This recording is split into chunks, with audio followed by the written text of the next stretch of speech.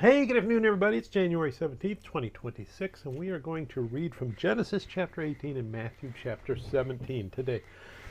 Excuse me.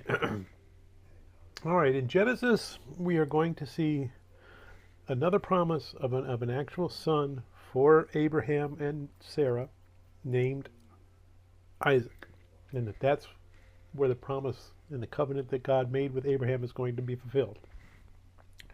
We're also going to see the start of the Sodom and Gomorrah story. So let's go ahead and get to it. Genesis chapter 18.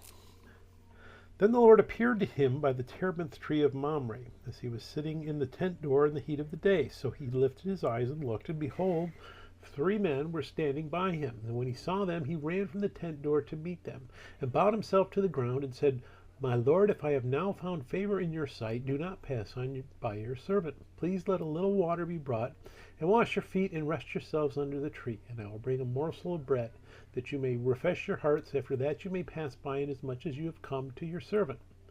They said, Do as you have said. So right now he doesn't realize there's anything special about these men. He's just extending them hospitality. So Abraham hurried into the tent to Sarah and said, Quickly, make ready 3 meals of fine meal. Knead it and make cakes. And Abraham ran to the herd, took a tender and good calf, gave it to a young man, and he hastened to prepare it. So he took butter and milk and the calf which he had prepared, and set it before them. And he stood by them under the tree as they ate. Then they said to him, Where is Sarah your wife? So now he would probably start to say, Wait a minute, I never told them my wife's name. So now they're going to start revealing that no, they're not just men. They're not just angels. This is another theophany. One of them is God. Or as we in Christian beliefs would believe, that it's a Christophany, that this is actually the pre-incarnate Christ who's interacting with the people, just like he does when he comes in the flesh. So let's pick it back up just after 9. Then they said to him, Where is Sarah your wife? So he said, Here in the tent. And he said, I will certainly return to you according to the time of life, and behold, Sarah your wife will have a son. Sarah was listening in the tent door, which was behind him, and now Abraham and Sarah were old, well advanced in age, and Sarah had passed the age of childbearing. Therefore Sarah laughed within herself, saying, After I have grown old, shall I have pleasure, my Lord being old also. So she said, I can't have kids. I'm 90 years old, and he's 100. And she kind of laughs inside, not audibly, but in 13. And the Lord said to Abraham, Why did Sarah laugh? Saying, Shall I surely bear a child since I am old? Is anything too hard for the Lord? At the appointed time I will return to you according to the time of life, and Sarah shall have a son. So now he's kind of identified himself that no, he knows her thoughts. He knows what their doubts are, and he's speaking in a prophetic manner to her. So he is revealing himself that he's much more than just a man. 15. But Sarah denied it, saying, I did not laugh, for she was afraid. And he said, No, but you did laugh. Then the men rose from there, and they looked toward Sodom, and Abraham went with them to send them on the way. And the Lord said, Shall I hide from Abraham what I am doing, since Abraham shall surely become a great and mighty nation, and all the nations of the earth shall be blessed in him? For I have known him in order that he may command his children and his household after him, that they keep the way of the Lord, to do righteousness and justice, that the Lord may bring to Abraham what he has spoken to him.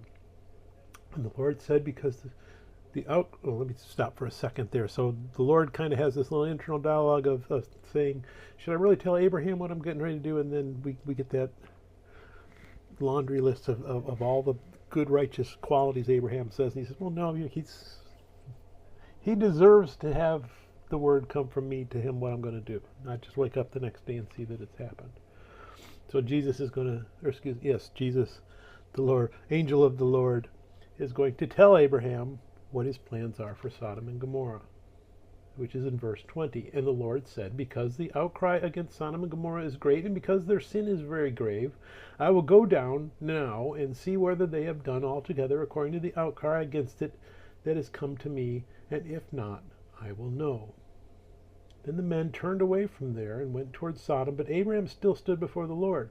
And Abraham came near, and he said, Would you also destroy the righteous with the wicked? Suppose there are 50 righteous within the city. Would you also destroy the place and not spare it for the 50 righteous that were in it? A couple of days ago we saw the parable of the wheat and the tares.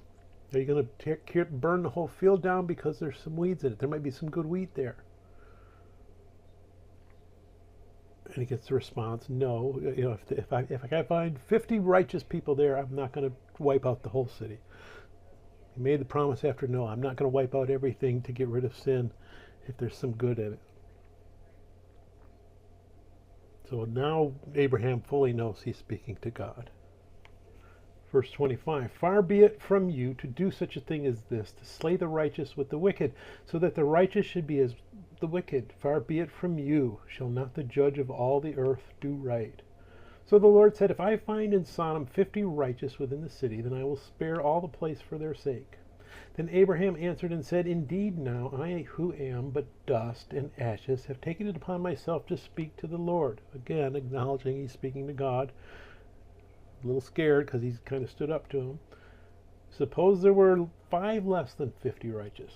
We destroy all the city for lack of 5. So he said, if I find there are 45, I will not destroy it. And what's with the number? Well, Abraham is probably thinking of his nephew Lot and his family. And he's trying to say, hey, Lot went there. They can't be all that bad because Lot went there. He probably has led people to believe in you. Don't punish those people.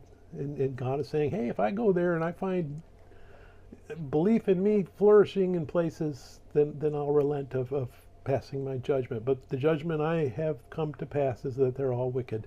And it's time for them to be done and be gone. Verse 29, and he spoke to him yet again, and he said, suppose there should be 40 found there. So he said, I will not do it for the sake of 40. Then he said, let not the Lord be angry, and I will speak. Suppose 30 should be found there. So he said, I will not do it if I find 30 there. And he said, indeed, now I have taken it upon myself to speak to the Lord. Suppose 20 should be found there. So he said, I will not destroy it for the sake of 20. Then he said, let not the Lord be angry, and I will speak out once more. Suppose 10 should be found there. And he said, I will not destroy it for the sake of 10. So the Lord went his way as soon as he had finished speaking with Abraham, and Abraham returned to his place. So we're going into Sodom and Gomorrah, and if God can find 10 righteous people there, he won't pass judgment on them. Let's go ahead and we'll jump over to Matthew chapter 17.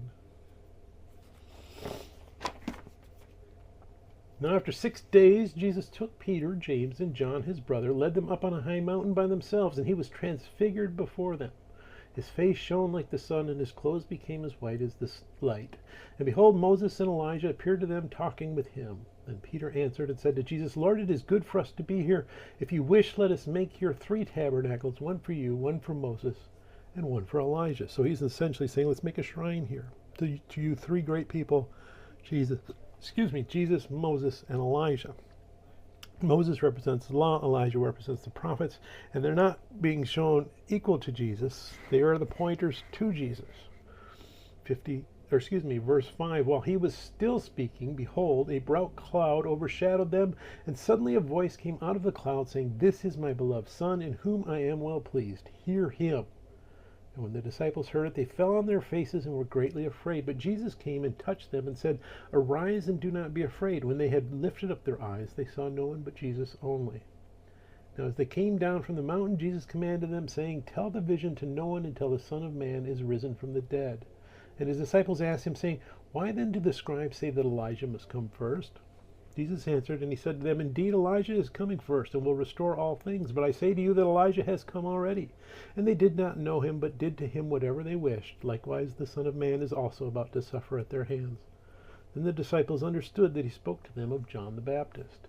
And when they had come to the multitude, a man came to him, kneeling down to him, and saying, Lord, have mercy on my son, for he is an epileptic, and suffers severely, for he often falls into the fire and often into the water. So I brought him to your disciples, but they could not cure him.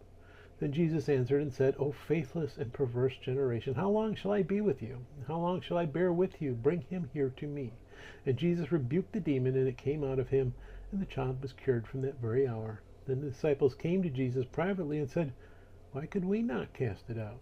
So Jesus said to them, Because of your unbelief, for surely I say to you, if you have faith as a mustard seed, you will say to this mountain, Move from here to there, and it will move, and nothing will be impossible for you. Now this next verse may or may not be in your Bible. However, this kind does not go out except by prayer and fasting. Older manuscripts you get, that verse is not there. So it seems like that might have been added. And I would say it might have been added because we just saw A few days ago, the Pharisees came to Jesus saying, well, why don't your disciples fast? And he said, because I don't expect them to fast while I'm here with them. So why would he turn around here and call them out for fasting? I think what makes more sense for this passage is the disciples, they had such great success when they were sent out by twos casting out demons that they kind of thought they were part of they were doing it. Not that it was under Jesus' authority anymore, but hey, I'm kind of special too. So they were a little bit lax in their faith when this guy shows up.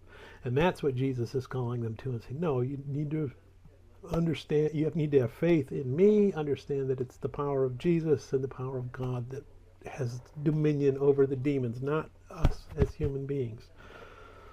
Pick it back up at 22. Now, while they were staying in Galilee, Jesus said to them, the Son of Man is about to be betrayed into the hands of men, and they will kill him. And the third day he will be raised up. And when they were exceedingly sorrowful. When they had come to Capernaum, those who received the temple tax came to Peter and said, does your teacher not pay the temple tax? And he said, yes. And when he had come into the house, Jesus anticipated him, saying, what do you think, Simon? From whom do the kings of the earth take customs or taxes? From their sons or from their strangers? Peter said to him, from strangers. Jesus said to him, then the sons are free. Nevertheless, lest we offend them, go to the sea, cast in a hook, and take the fish that comes up first. And when you have opened its mouth, you will find a piece of money. Take that and give it to them for me and you. May God bless the reading of his word. May God bless you. Bye.